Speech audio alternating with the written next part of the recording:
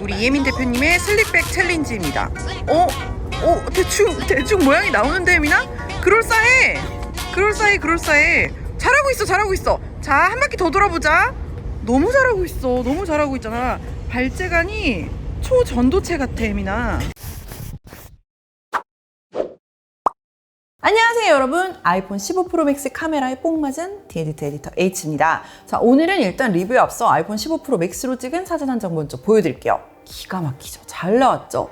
자, 오늘은 바로 이 사진을 찍은 5배 중 카메라의 이야기를 해보려고 합니다. 지금 제가 신제품의 아이폰 15 시리즈의 카메라 리뷰를 계속 시리즈로 준비해보고 있는데요. 지난 시간에 아이폰 15와 아이폰 15 프로의 카메라를 비교해보면서 당연히 프로 모델의 카메라가 더 좋긴 하지만 이번에 아이폰 15 기본형 카메라도 너무 잘 나왔기 때문에 3배 줌이 꼭 필요한 게 아니라면 일반형 모델을 사셔라 하고 추천드린다고 결론을 냈었죠.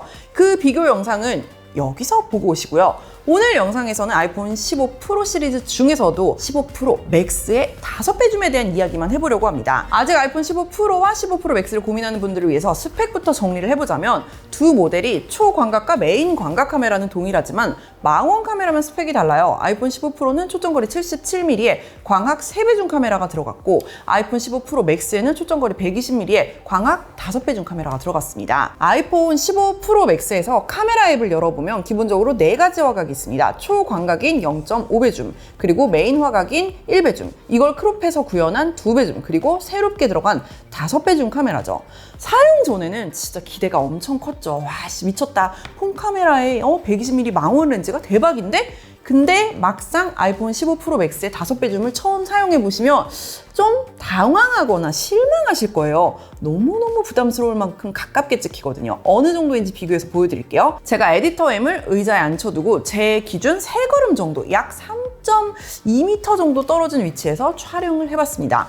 1배 줌과 비교해보면 5배 줌이 정말 상상 이상으로 가깝게 찍히죠. 프레임 안에 상반신도 다 들어가지 못할 만큼 타이트한 화각입니다. 그러니까 생각보다 일상에서 특히 실내에서는 이 5배 줌을 제대로 활용하기가 어려운 거죠. 우리가 보통 친구 사진을 찍어주거나 할 때 막 길 건너편에 가가지고 찍어주고 그러지 않잖아요. 특히 테이블에 앉아서 음식 사진 같은 거 찍을 때는 정말 5배 줌은 한 그릇을 다 담을 수가 없어. 자, 아이폰 15 프로 맥스에서 5배 줌으로 설정하고 촬영한 음식 사진인데요. 감자튀김과 파스타 사진, 자 보십시오. 모두 부담스러울 만큼 클로즈업이 되었죠. 심지어 화질도 되게 구리지 않아요? 이 화질은 왜 이런 현상이 생기는 건지는 뒤에 가서 따로 설명을 드릴게요. 그러니까 우리가 보통 음식 사진, 카페 사진, 실내에서 찍은 인물 사진을 찍을 때 망원 카메라를 쓰고 싶다면 기존에 익숙해진 2배 줌의 48mm 정도 화각이나 3배 줌의 77mm 화각이 훨씬 더 편하고 합리적이라는 얘기죠. 그렇다고 막 직캠 같은 거 찍는 덕질 용도로 쓰기에는 이 5배 줌 가지고는 택도 없습니다. 저 멀리 무대에 있는 내 최애를 당겨서 찍고 싶으면 갤럭시 S23 울트라의 10배 줌 정도는 되어야 효과가 있거든요. 자, 왼쪽이 아이폰 15 프로 맥스의 최대 강악 줌인 5배 줌, 그리고 오른쪽이 갤럭시 S23 울트라의 10배 줌입니다. 완전히 다른 거 보이시죠?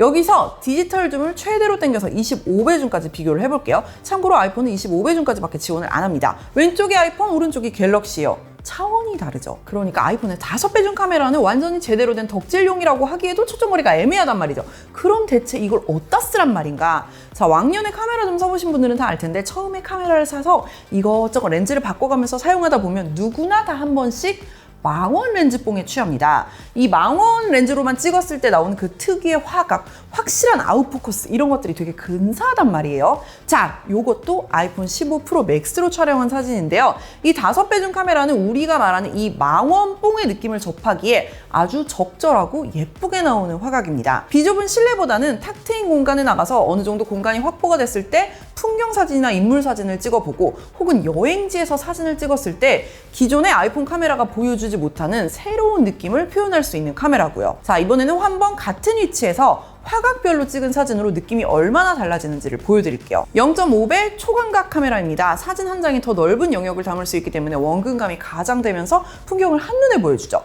다음은 우리 눈에 가장 익숙한 아이폰의 메인 카메라 24mm 화각이고요. 다음은 2배 줌입니다. 2배 줌만 돼도 화각이 확 바뀌면서 사진의 구도가 달라지죠. 자, 근데 다음 사진 여기서 5배 줌까지 당기면 저 멀리 보이던 남산타워가 훨씬 더 가까이 보이면서 사진의 주인공처럼 중심이 잡히는 느낌이죠. 같은 장소에서 찍은 건데 완전히 다른 풍경이 된 것 같잖아요. 왜곡이 없고 멀리 있는 사물이 앞으로 당겨온 것처럼 원근감이 줄어든 사진이라서 광각 카메라와는 매력이 완전히 다릅니다. 자, 여러분, 이제 아이폰 한 대만으로 똑같은 장소에서 이렇게 여러 가지 사진을 찍을 수 있게 된 거예요. 화각별로 분위기가 어떻게 달라지는지 하나 더 보여드릴게요. 근사하죠? 매일 보는 평범한 서울의 풍경인데 훨씬 더 스타일리시하고 집중도 있는 사진을 찍을 수 있는 게 바로 이 망원 카메라입니다. 구도 자체가 바뀌어서 오는 재미도 있지만 망원 카메라에서 인물 사진 모드를 잘 활용하면 정말 근사한 사진을 찍을 수 있습니다. 자, 영상 초반에 보여드렸던 에디터 M의 사진인데요. 정말 풀프레임 카메라로 찍은 것처럼 기가 막힌 아웃포커싱 아닙니까? 초점거리가 멀어질수록 배경이 더 가깝게 찍히거든요. 그러니까 배경이 마치 압축된 것처럼 실제보다 더 가깝게 찍히는 거예요. 그냥 일반 광각 카메라로 찍어서도 이렇게 인물 사진의 아웃포커싱을 연출할 수 있지만 광각 사진은 배경에 찍힌 풍경도 너무 와이드해지면서 조금 지저분하고 집중도가 떨어질 수 있거든요. 그래서 망원 카메라가 주는 이 배경 압축 효과가 있기 때문에 훨씬 더 근사한 인물 사진이 완성되는 거죠. 자, 같은 자리에서 촬영한 인물 사진 효과를 적용하지 않은 사진을 보시면 꼭 아웃포커싱 효과가 없더라도 망원 카메라가 준 이 배경 압축의 느낌이 굉장히 잘 드러나 있죠. 이 세로 사진 같은 경우에도 에디터 M 뒤로 보이는 타코집 간판이 되게 가깝게 보이면서 이 간판 자체가 되게 근사하다 보니까 사진 분위기가 확 살아나잖아요. 배경에 다른 지저분한 요소들은 최소한으로 보이게 하면서 내가 강조하고 싶은 피사체나 배경만 강조할 수 있는 게 망원 렌즈의 가장 큰 매력입니다. 그리고 아까 설명드린 것처럼 광각 카메라에서는 아웃포커스 효과를 넣는다고 해도 연출할 수 없는 사진이고요. 자, 이 두 사진은 같은 장소에서 각각 1배줌과 5배줌으로 촬영한 인물 사진인데요. 1배줌으로 찍은 사진은 을지로 거리의 분위기 자체가 강조되었고요. 5배줌으로 찍은 사진은 배경이 최소한으로 남기면서 거리의 분위기만 살짝 연출되고 피사체인 에디터 M한테 확 집중이 되잖아요. 둘 다 좋은 사진이고 이렇게 폰 카메라로 다양하게 찍을 수 있게 됐다는 게 재밌는 일이죠. 영상도 기가 막히게 나오더라고요. 자, 5배줌으로 촬영한 비디오인데요. 진짜 잘 나오죠. 여러분, 배경에 아웃포커싱 된 거 보이세요? 이게 5배줌에서는 시네마틱 모드를 지원하지 않아서 제가 아쉽다고 생각을 했는데 실제로 찍어보니까 굳이 소프트웨어로 아웃포커싱 효과를 구현하지 않아도 실제 망원 렌즈로 구현된 이 아웃포커싱이 훨씬 더 예쁘고 자연스럽더라고요. 똑같은 장소에서 아이폰 15 프로의 3배줌과 아이폰 15 프로 맥스의 5배줌으로 촬영한 영상을 비교해 보겠습니다. 이렇게 비교해 보니까 아까부터 설명드린 배경 압축 효과가 뭔지 아시겠죠? 아웃포커싱의 느낌도 완전 다르고요. 그리고 다른 영상을 하나 더 보시면 제가 손으로 나뭇잎을 터치했다가 또 배경을 터치했다가 포커스를 계속 바꾸면서 촬영을 해본 샘플이거든요. 근데 포커스 전환이 굉장히 부드럽고 자연스럽게 이루어지는 걸 확인할 수 있었습니다. 근데 다만 망원 카메라가 아무래도 흔들림에 취약하다 보니까 제가 손으로 살짝 움직이면서 촬영을 해보니까 손떨림이 좀 많이 들어가더라고요. 그래서 이번에는 똑같은 장소에서 액션 모드를 켜고 조금 더 움직이면서 카메라 무빙을 주면서 촬영을 해봤는데요.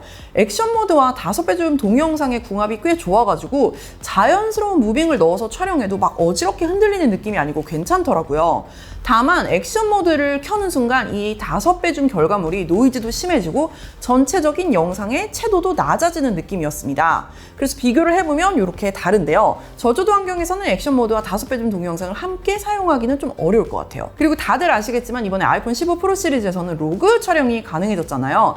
자, 5배줌으로 로그 촬영을 하고 보정을 해보면 어떤 느낌일까 싶어서 촬영을 해봤는데요. 안부 노이즈가 확실히 눈에 띄기는 하지만 되게 매력적인 영상을 찍을 수 있더라고요. 일반적인 사용자분들이 자주 활용할 만한 기능은 아니지만 이런 기능도 쓸 수 있다는 거. 그래서 쓰면 쓸수록 아이폰 15 프로 맥스의 5배줌 카메라가 주는 만족도가 저한테는 너무 높았습니다. 앞으로는 여행 가서 이걸로 친구들 사진을 찍어주면 진짜 다들 깜짝 놀랄 것 같아요. 그렇다고 단점이 없는 건 아닌데요. 여태까지 아이폰 프로의 망원 카메라가 그랬던 것처럼 메인 카메라에 비해서 조리개가 불리합니다. f2.8 카메라를 탑재하고 있는데요. 무슨 소리냐면 같은 환경에서도 f1.78이 메인 카메라보다 빛을 더 적게 받아들인다는 거죠. 그렇기 때문에 당연히 더 저조도에 취약하고요. 망원 카메라의 특성상 흔들림에도 취약하기 때문에 저녁에 사진을 찍어보다 보면 엄청 노이즈가 심하거나 흔들릴 결과물도 꽤 많았습니다. 이 부분은 참고해주세요. 그리고 또 하나 크리티컬한 단점이 뭐냐면 요즘 애플이 아이폰 카메라에서 이 초점거리에 따라서 지가 혼자 판단을 해가지고 최선이라고 생각한 카메라로 마음대로 이거를 전환을 해버리거든요. 그래서 화질이 종종 엉망으로 나오는 경우가 있었는데요. 저도 5배줌으로 촬영한 사진이나 영상을 나중에 큰 모니터에서 확인을 해보니까 제가 찍은 거랑 다르게 엄청 화질이 깨져 있는 경우가 몇 번 있더라고요. 그래서 사진 정보를 확인해 보니까 120mm 초정거리로 촬영된 사진은 맞는데 5배 줌 카메라를 사용하지 않고 메인 카메라에서 디지털 5배 줌을 해서 찍은 사진이었던 거죠. 제가 초반에 실내에서 찍은 그 5배 줌 음식 사진, 파스타 사진이랑 감자튀김 사진 보여드리면서 엄청 화질이 구리다고 했잖아요. 자, 이게 카메라가 전환돼서 그렇습니다. 자, 이때 찍은 영상도 있는데 한번 보세요. 노이즈가 너무 심하죠. 이게 카메라 앱에서 5배 줌을 선택을 해도 초점거리가 가깝다고 판단이 되면 아이폰에서 강제로 메인 카메라로 전환을 해버리기 때문에 제 의도랑은 다르게 디지털 줌으로 촬영이 되어서 촬영 결과물이 굉장히 떨어지는 경우가 종종 있었습니다. 그래서 카메라 앱의 미리 보기 화면에서 5배 줌을 설정해놓고 피사체보다 앞뒤로 움직이다 보면은 화면이 탁탁 튀면서 카메라가 전환되는 게 아마 보이실 거예요. 자, 이렇게 오늘은 아이폰 15 프로 맥스에 최초로 적용된 5배 줌 카메라에 대한 이야기를 해봤습니다. 모두에게 이 5배 줌 망원 카메라가 유용하냐고 물어보시면 그건 카메라 렌즈를 사는 것만큼이나 취향의 문제이기 때문에 답변 드리기가 어렵지만 여태까지의 폰 카메라와는 완전히 다른 사진을 찍을 수 있게 된 건 확실합니다. 저는 이 5배 줌 카메라에 굉장히 매력을 느꼈고 앞으로도 엄청 잘 쓰게 될 것 같아요. 다음 시간에는 아이폰 15 시리즈와 아이폰 XS의 색감 비교 영상으로 돌아오도록 하겠습니다. 아이폰 정보는 디에디트 채널인 거 아시죠? 다음 영상에서 또 만날게요. 구독해주세요. 안녕!